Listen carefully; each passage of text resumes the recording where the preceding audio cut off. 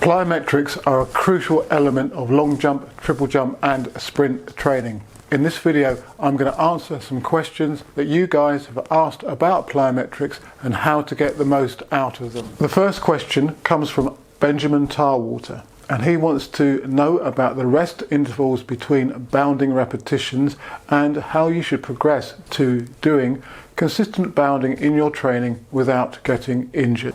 Firstly, it's important to realize that bounding is a technical skill. Therefore, you need to learn how to do it properly. If you do that, then you'll reduce the chances of injury in the first place. So, there are numerous ways in which you can develop the skill of bounding.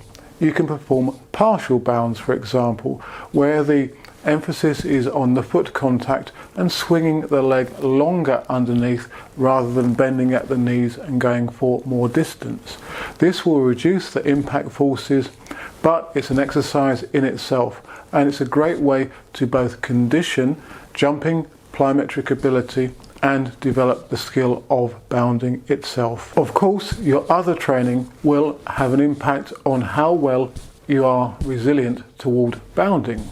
So if you do a lot of other plyometric training, for example drop jumps and single leg work in particular, i.e. straight leg hops similar to straight leg bounding and other types of hopping, then you're going to build up greater resilience for bounding itself.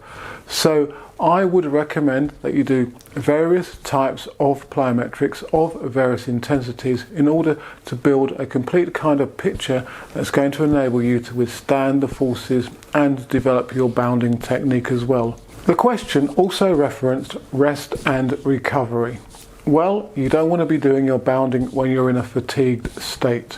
These need to be crisp 100% exercises where the contact is maximized. The time you spend on the ground is quick. You're not dwelling, you're not sticking on the surface. It's all about rate of force development. So you need to be recovered between your reps. Connected to that is the type of bounding you do. Now, you can do run-on bounds, or you can do bounds from standing, and you can do bounding over multiple distances. Now, I like to keep it quality orientated and ensure that the ground contacts are optimized. Therefore, at maximum, the triple jumpers will be bounding over 20 meters, but invariably it's going to be a shorter distance. For example, obviously 15 meters, 10 meters, but a better way to do that is to look at doing 2 bounds and a jump into the pit, or 3 bounds and a jump into the pit with a run on. Therefore, the speed increment is going to be increased and the rate of force development accordingly. However, you need to progress to those types of bounds. So, bounding over 20 meters from a standing start can give you a background that you can then transfer into quicker bounds. It's all about careful and systematic and sensible progression. Okay, the second question comes in from David Anders, and it's about working specifically on ankle joint stiffness. So in the context of a plyometric, when you hit the ground from a bound, a hop, long jump takeoff, the soft tissue of the ankle, knee and hip will go on stretch to absorb the force. Then they will go into a concentric action from the eccentric stretch one to return the force. Stiffness at each of those joints can have a relevance to how you return force. Many people focus predominantly on the knee joint and may neglect the extension involved at the ankle and at the hip.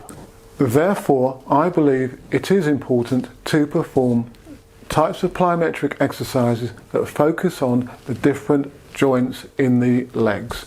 So, for example, to develop the ankle joint, if you drop from a lower height doing a drop jump, maybe perhaps even 10 to 20 centimeters, then to get off the ground, you ideally want to use your ankles to extend through a stiff contact at the knee. People who are less effective at doing this will bend their knees more, spend more time on the ground in order to try to impart force to jump upwards. Whereas the better, more reactive athlete, when it comes to their particular leg stiffness at the ankle, will be able to impart great force through the ankle joint. My reasoning, therefore, is that we need to work across all the joints through our plyometric training in order to maximize the entire output of the leg. So do mix and match your plyometric exercises and the focus on which they have. And the final question comes from Nathan Davids, who's a regular contributor to the channel. He asks whether or not fast eccentric movement exercises will be of benefit to jumping. Now, I've included this one in here as he was referring to weights exercises, for example doing a squat and pulling down quickly into the movement to accentuate the eccentric phase. Well, that's important for jumping. We have experimented with that type of training by pulling down quickly into a squat, holding and then leaping upwards. We've also done drop jumps where we're holding weights by our sides, stepping off a platform, and of course with the extra mass of the weights you're going to be pulled down quickly into the ground, therefore the landing forces will be increased. However, I see those exercises as being a little peripheral. They will have a benefit, but perhaps the key one to utilize is not in the weights room, not a specific jump plyometric type movement, but a takeoff movement performed from a low platform just prior to the sandpit on the penultimate step. Therefore, you're coming down onto your takeoff leg with greater downward force because of the increased height, and therefore greater eccentric forces will have to be absorbed. From the box to the ground, very fast. The last step, very active.